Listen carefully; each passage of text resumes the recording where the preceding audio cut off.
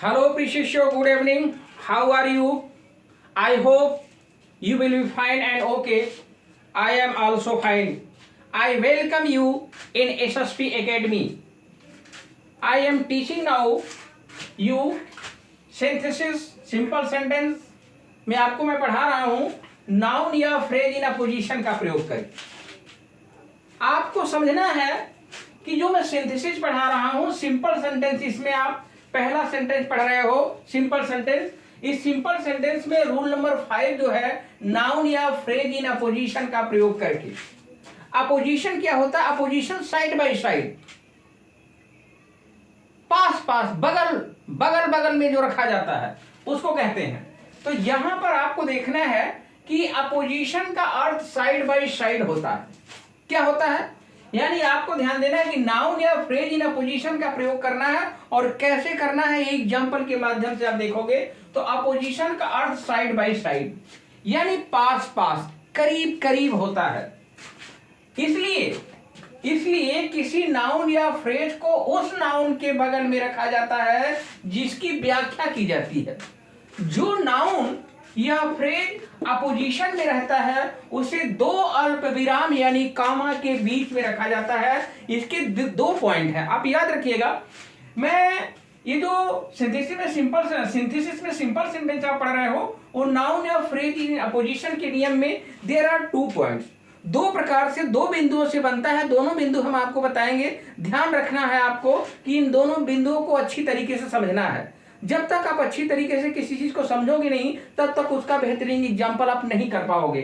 तो आपको समझना क्या है, जैसे एक एग्जाम्पल दिया है, Suresh is a teacher. Suresh is a teacher, okay. और ये पॉइंट नंबर 1 मैं आपको बता रहा हूं। पॉइंट नंबर 1 आपको बता रहा हूं। Suresh is a teacher. दूसरा दिया ही is very gentle. He is very gentle. इस वाक्य में आपको पढ़ना क्या है, समझना क्या है। आपको परीक्षा में क्या पूछ रहा है? आपसे सिंपल सेंटेंस पूछ रहा है। क्या पूछ रहा है भाई? Simple sentence. तो आपको प्रयोग करना है नाउन या फ्रेज इन अपोजिशन का नियम लगाना है आपको। अब देखिए यहां पर सुरेश इज ए टीचर। अब Suresh is a teacher, he is very gentle. तो सुरेश एक अध्यापक है, वह बहुत सज्जन है, ठीक है। तो इसमें आपको देखना है कि जो आपका ये नाउन आया है इस नाउन की व्याख्या करने वाला कौन शब्द है। राम है अगर तो कप्तान है कि डॉक्टर है कि इंजीनियर है कि प्रोफेसर है कि क्या है। जो शब्द इसकी व्याख्या कर रहा है वो व्याख्या करने वाला शब्द क्या है? टीचर है। तो इसी को ये क्या टीचर क्या है, ये सुरेश का अपोजिशन बनेगा, साइड बाय साइड बनेगा। तो यहां पर इसका आंसरिंग क्या करोगे? सुरेश कामा करोगे। ध्यान दीजिएगा, यहाँ पे कामा करना है। यानी कहने का मतलब ये किसकी, ये इसका रिलेट इस यहां से है और बीच में आपका जो हेल्पिंग वर्ब आया है उससे हमसे मतलब नहीं है। तो सुरेश क्या है? अब ए टीचर, ठीक है। अब बताया गया आपको कि यहाँ पे दोनों जो इस नाउन की व्याख्या करेगा, जो अपोजिशन हम बनाएंगे वो अपोजिशन हम कहां रखेंगे? दो अल्प विराम के बीच में रखेंगे। आपको सीधी भाषा में मैं समझा देता हूं। यहां अगर किसी व्यक्ति का नाम रहता है तो वो व्यक्ति डॉक्टर है कि इंजीनियर है कि प्रोफेसर है कि सीएम है कि डीएम है, क्या है, वो कुछ ना कुछ होगा। तो उसी को जो होगा जिसकी वो व्याख्या करेगा उसी को हम अल्प विराम के बीच में रखेंगे। उसके बाद दूसरे सेंटेंस में आएंगे तो ये कट जाएगा। क्यों कटेगा? क्योंकि सिंपल सेंटेंस बना रहे हो, वन सब्जेक्ट वन वर्ब की आवश्यकता होगी। तो ही किसके लिए? यहाँ पे सुरेश के लिए। तो सुरेश ऑलरेडी हो चुका है। अब यहाँ पे क्या लिखोगे? Is very gentle. अब आपसे कोई पूछेगा अपोजिशन कौन हुआ? तो अपोजिशन यही हुआ भाई, ये अपोजिशन हुआ। किसका अपोजिशन हुआ? सुरेश नाउन का। तो सुरेश नाउन का अपोजिशन क्या हुआ? टीचर। ये अपोजिशन हुआ, अपोजिशन। इसी को साइड बाय साइड कहेंगे। क्या कर रहा है? एक किसी नाउन की व्याख्या कर रहा है। नाउन सुरेश नाउन की व्याख्या कर रहा है। तो जो जिस नाउन की व्याख्या कर रहा है, व्याख्या करने वाला वो शब्द जो होगा वो डॉक्टर है, इंजीनियर है कि प्रोफेसर, जैसे यहाँ टीचर है। तो इसको हम कहाँ रखेंगे? दो अल्प विराम के बीच में रखेंगे। तो इसमें गलती करते क्या है लड़के कि यहाँ पर सुरेश इज लगा देते हैं। इज नहीं लगाना है भाई, ये गलती मत करिए। ये सुरेश, और उसके बाद सीधे अल्प विराम लगा करके हम क्या करेंगे, उसकी जो टाइटल है, जो उसकी पदवी है, जो व्यक्ति है क्या, उसी चीज को हम यहाँ नोट करेंगे। उसके बाद वर्ब देखिए यहाँ आएगा, तो इज वेरी जेंटल। तो Suresh a teacher is very gentle, ये क्या बन गया आपका सिंपल सेंटेंस बन गया। क्यों? क्योंकि आपके पास वन सब्जेक्ट वन वर्ब है, ये रूल है। ओके, तो इसी तरीके से आप एग्जाम्पल को सबके पॉइंट नंबर 1 में और भी एग्जाम्पल देख लीजिएगा। और एक चीज ध्यान दीजिएगा, ये जो नियम आपको बताया गया साइड बाय साइड कौन बना, ये टीचर बना। अपोजिशन कौन बना, ये टीचर बना। किसका अपोजिशन बना, सुरेश का बना। तो ये जो अपोजिशन बनाओगे उसी को हम कामा के अंदर रखेंगे, इसी को कहते हैं नाउन या फ्रेज इन अपोजिशन का नियम। समझे आप बात? तो पढ़ाई करना है तो ध्यान दोगे तो आपको हर बातें अच्छी तरीके से समझ में आएगी। जब ध्यान नहीं दोगे तो कोई बात आपको समझ में नहीं आएगी, एक बात ध्यान रखिएगा मेरा। अगला सेंटेंस जैसे दिया गया है यहां पर आपका कि Nehru was a great statesman. Nehru was a great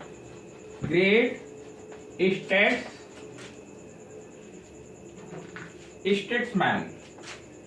ठीक है, किसको कहते हैं, नेता को, जो पॉलिटिक्स होते हैं, पॉलिटिशियन, पॉलिटिक्स में जो रुचि लेते हैं। ओके, दूसरा सेंटेंस आप आगे है, he was the first prime minister of India.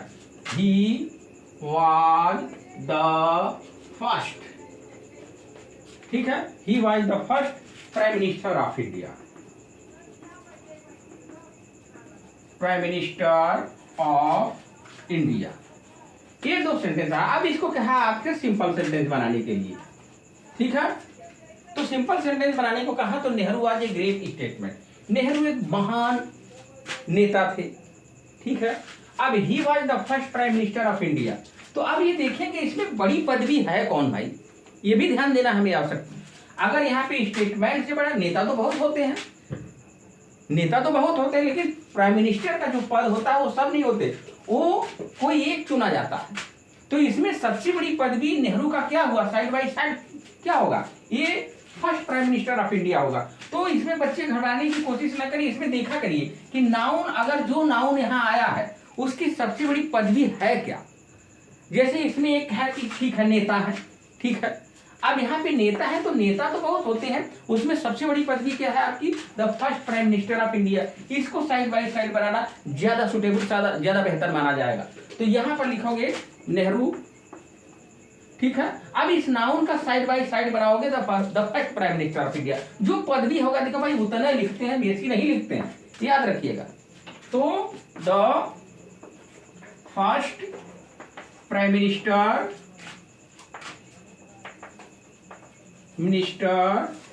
Of India. ठीक है, अभी कामा करेंगे। कामा करने के बाद अब तो ये मैटर हमारा खत्म हो गया भाई।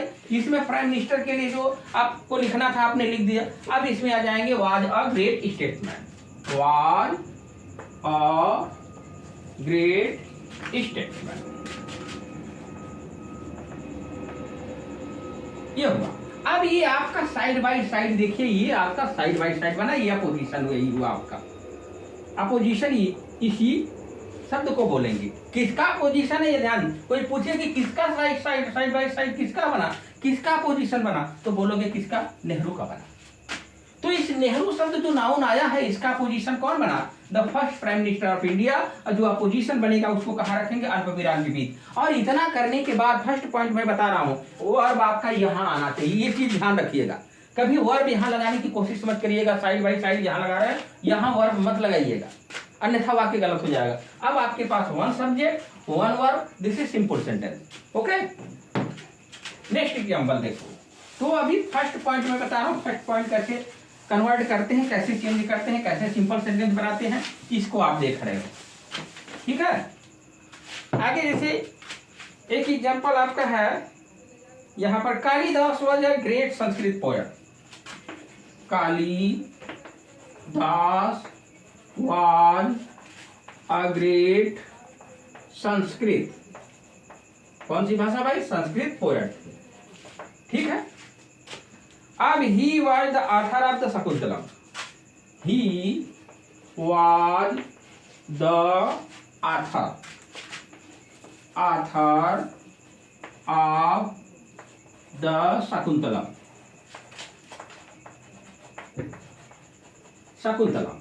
ठीक है, फुल स्टॉप। अब ये सेंटेंस आपको पढ़ना है कि Kalidas was a great Sanskrit poet. Kalidas Sanskrit के महान कवि थे, ठीक है। और he was the author of the Shakuntalam, और शकुंतलम के वो क्या थे? ऑथर थे, लेखक थे, रचयिता थे। तो शकुंतलम एक नाटक माना जाता है संस्कृत का, ठीक है। तो अब इसको उन्होंने क्या किया है? लिखा है, काव्य रूप में लिखा है उसको।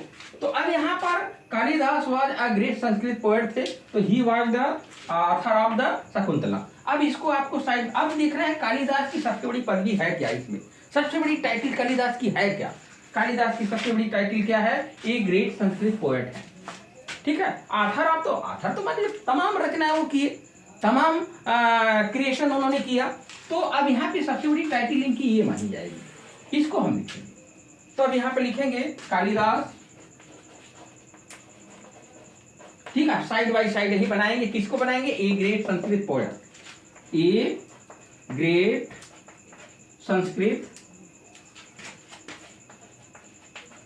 संस्कृत पोएट, ये आपने साइड बाय साइड कर दिया। किसका साइड बाय साइड हुआ? कालिदास। कालिदास क्या है? नाउन। तो उसी चीज को देखना कि नाउन या फ्रेज इन अपोजिशन। तो जो नाउन या फ्रेज इन अपोजिशन में रखोगे, तो किसकी व्याख्या करेगा? ये किसी नाउन की व्याख्या करेगा। अब इसके बाद यहां वर्ब लिखना है, was the author of the Shakuntala. ये सेंटेंस पर अब आपका एक सिंपल सेंटेंस बन गया। क्या? वन सब्जेक्ट आपके पास, वन वर्ब आपके पास, इसको तो आपने साइड बाय साइड बना दिया, आपने अपोजिशन बना दी, या ये आपका अपोजिशन हुआ, ग्रेट संस्कृत पोएट। अच्छा, एक और एग्जांपल देख लो, जैसे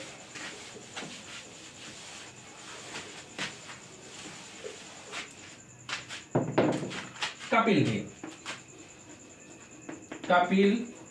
देव was the captain of India, ठीक है, भारत के कप्तान थे। और उन्होंने क्या किया? He made, made 50 run. अब कपिल देव भारत के कप्तान थे, उन्होंने 50 रन बनाए, ठीक है, अर्धशतक लगाया। अब आपको समझना कि कपिल देव है क्या, कपिल देव की टाइटल क्या है? कपिल देव की टाइटल है कैप्टन ऑफ इंडिया है, ठीक है। तो अब इसी को जो उसकी टाइटल है, जिसकी व्याख्या कर रहा है, ये किसकी व्याख्या कर रहा है? ये किसकी व्याख्या कर रहा है? कपिल देव की व्याख्या कर रहा है। तो जो व्याख्या करने वाला जो नाउन है, इसी तो किसकी व्याख्या कर रहा है? किसी नाउन की, कपिल देव। तो अब जो जिसकी व्याख्या कर रहा है उसी को हम साइड बाय साइड बनाएंगे। तो इसको साइड बाय साइड बनाएंगे, इसी को अपोजिशन बनाएंगे। तो ये हो जाएगा कपिल देव, ये हो गया। अब आप कामा में लिखोगे the capital of India, the capital of India, ठीक है। अब फिर अल्प विराम के बीच दोनों, यानी दो अल्प विराम होते हैं, इसके बीच उसको रखना है आपको, अपोजिशन को। इसके बाद आपका याद रखिए क्रिया का नंबर आता है, याद रखिएगा। जहां अल्प विराम यह लगाओगे, बंद करोगे, यहाँ पर आपका वर्ब आएगा। वर्ब आपका कौन सा है? ये। अब ये आपका ही कट गया, किसके लिए? क्योंकि ये आपने कपिल देव रख दिया। उसके बाद आपका मेड है, मेड 50 रन, मेड 50 रन। ये सिंपल सेंटेंस हो गया। कैसे सिंपल सेंटेंस हो गया? One subject, one verb, this is simple sentence. ये आपका क्या बन गया? अपोजिशन बन गया, साइड बाय साइड। किसका अपोजिशन बना? कपिल देव का।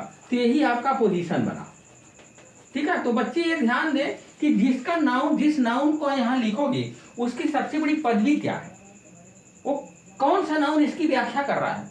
कपिल देव है क्या? कप्तान है। तो उसी को अल्पविराम में हम करेंगे। दूसरा नियम आपको बता रहे हैं, पॉइंट नंबर 2 कैसे करते हैं। तो पॉइंट नंबर 2 ध्यान दीजिएगा, इसको कैसे हम करेंगे, क्या देखेंगे, कौन सी चीज, कौन सी खासियत चीजें रहेंगी जो आपको क्लियर करेगा कि नहीं ये दूसरा पॉइंट है। तो दूसरा पॉइंट आप अक्सर ऑब्जेक्ट से रिलेटेड होता है। पहले वाक्य के ऑब्जेक्ट से संबंधित वो बातें होती हैं। जैसे एक एग्जांपल करके मैं आपको दे रहा हूं, I have never been to Bombay. Point number 2 बता रहा हूं, पॉइंट नंबर 2 देख रहे हो, ठीक है। इसमें है कि I have never been to Bombay, I have never been to Bombay, ठीक है, यानी मैं बॉम्बे कभी नहीं गया, इसका मतलब है। अब दूसरा सेंटेंस इसमें क्या दिया है, it is the biggest sea port of India, it is the biggest sea port of India. क्या कह रहा है, अब आपको समझना है कि दूसरा पॉइंट कब लागू करोगे, कैसे लागू करोगे, इस चीज को समझना है पहले हमें। जैसे पहला वाक्य, I have never been to Bombay, मैं बॉम्बे कभी नहीं गया। इट इज द बिगेस्ट माने सबसे बड़ा सी पोर्ट माने बंदरगाह ऑफ इंडिया का, ये भारत का सबसे बड़ा बंदरगाह है। बंदरगाह समझते हैं ना, जो समुद्री सामान वहां पे आते जाते रहते हैं। तो अब ये देखना है आपको कि दूसरा वाक्य किससे संबंधित है। आप पूरी बात को समझ लीजिए कि पहले वाक्य के ऑब्जेक्ट से संबंधित अगर दूसरा वाक्य है तब हम क्या करेंगे, सेकेंड पॉइंट लगाएंगे, ठीक है। अब यहाँ आप करोगे क्या, जैसे यहाँ आपका दिया गया है सेंटेंस आपका क्लियर किया है कि आई हैव, तो इसको बनाने के लिए हम करेंगे, देखेंगे कि पहले वाक्य के ऑब्जेक्ट से संबंधित दूसरा वाक्य है कि नहीं। बिल्कुल है भाई, क्या है, क्योंकि पूरा जो ये सेंटेंस आया हुआ है ये किसकी बात बता रहा है, ये बॉम्बे की बात बता रहा है। तो यहां पर आप लिखोगे I have never been to Bombay, ठीक। इतनी बात अगर आप करोगे तो इतना बात करने के बाद आपको करना क्या होता है, कामा देना होता है। ये बात ध्यान दीजिए, कामा देते हैं, सिर्फ सिंगल कामा यहाँ देंगे, दूसरे पॉइंट में सिंगल कामा देंगे, क्योंकि उसके बाद आपको फुल स्टॉप करना होता है। तो अब यहाँ पर देखिए बॉम्बे की व्याख्या क्या है, बॉम्बे का साइड बाई साइड निकालेंगे हम। आई का तो कोई साइड बाई साइड है नहीं, आई का तो कोई अपोजिशन निकलेगा नहीं, बॉम्बे का निकलेगा। बॉम्बे है क्या भाई, Bombay the biggest sea port of India है। इसी को हम लिखेंगे the biggest sea port of India. क्या करेंगे, ऑफ इंडिया, ठीक है, ये फुल स्टॉप। तो यहां सिंगल कामा लगाएंगे जब दूसरा नियम लगाएंगे तब।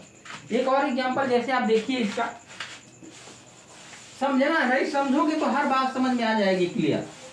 मन लगाइए, कीप अटेंशन। जैसे एक वाक्य दिया है आपका, my brother went to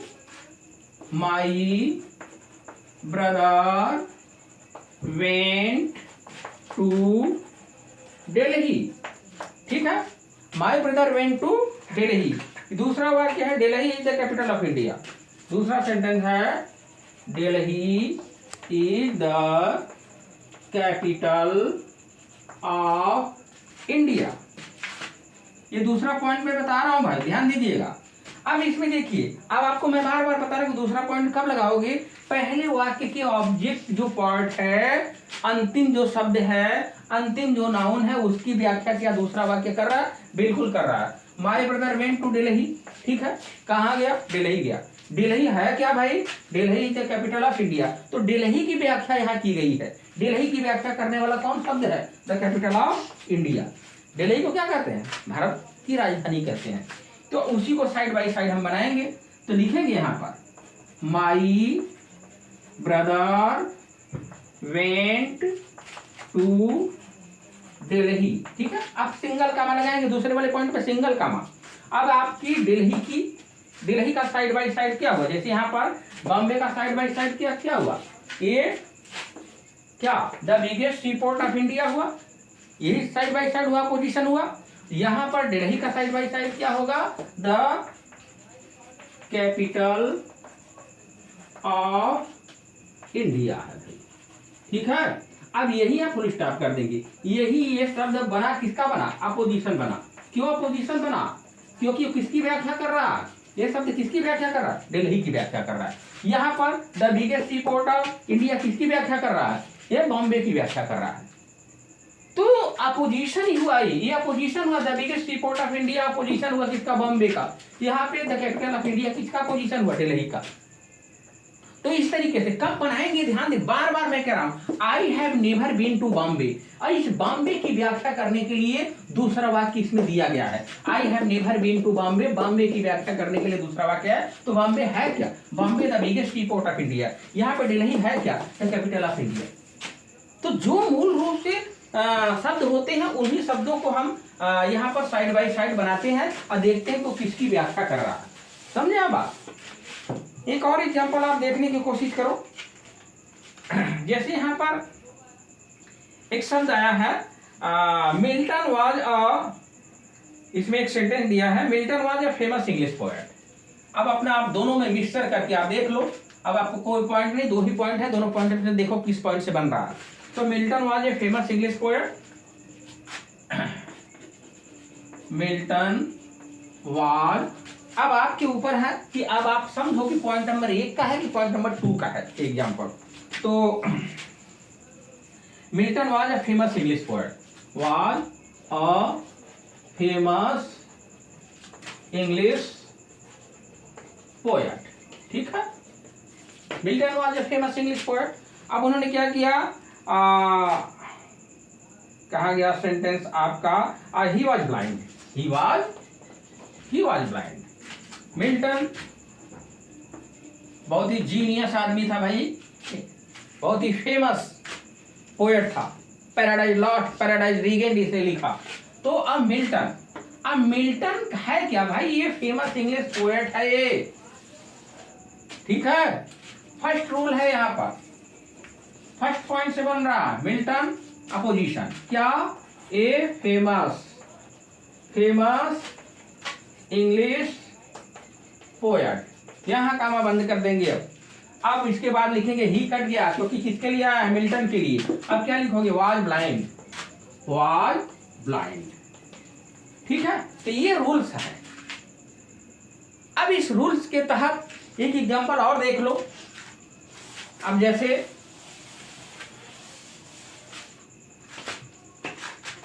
I went to Lucknow, ठीक है, it is the capital of UP, ठीक है। अब यहां पे आई वेंट टू लखनऊ में लखनऊ गया, ये सेंटेंस किसकी व्याख्या करने के लिए है भाई, लखनऊ की व्याख्या कर रहा है। क्लियर, सेकेंड पॉइंट से है। तो इसको लिखोगे, आई वेंट टू लखनऊ, ठीक है, आई वेंट टू लखनऊ। अब यहां कामा करेंगे सिंगल क्योंकि दूसरा पॉइंट में से बन रहा है, द कैपिटल ऑफ यूपी। अब यहां पर ये कैपिटल ऑफ यूपी किसकी व्याख्या कर रहा है, इसकी।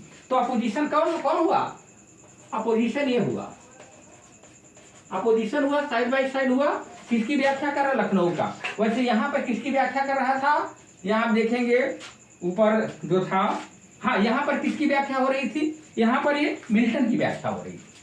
ये फर्स्ट पॉइंट से है, ये सेकेंड पॉइंट से है। तो ये रूल्स है, 2 पॉइंट है। इस पॉइंट से आप एक्सरसाइज करिएगा, ये आपको नाउन या फ्रेज इन पोजीशन आपको अच्छे से समझ में आ जाएगा। तो आज के लिए बस इतना ही। आप पढ़ाई करो, मन से करो, एकदम डीपली आप तन मन धन से जुड़ जाओ, क्योंकि आपकी परीक्षाएं, जो बोर्ड परीक्षाएं हैं वो नजदीक चली आ रही हैं। तो आप अपने अध्ययन में क्रम से सब्जेक्ट वाइज अध्ययन करिए, आप पूरी आप समझ रखिए अपने सिलेबस की, ठीक है। Okay, thank you so much, good luck, best of luck, bye bye.